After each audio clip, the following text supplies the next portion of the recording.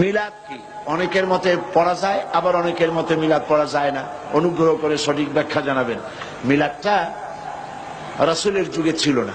মিলাদ মানে জন্ম, মৌলুদ থেকে মিলাদ। তখন এই মিলাদটা রাসূল করিম সাল্লাল্লাহু আলাইহি ওয়াসাল্লামের জন্ম বৃত্তান্ত।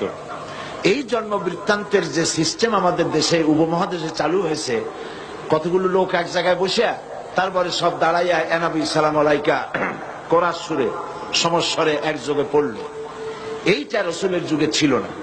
এটা সাহাবায়ে কেরামের যুগে ছিল না। এটা তাবিঈনদের যুগে ছিল না। এটা তাবিঈনদের যুগে ছিল না।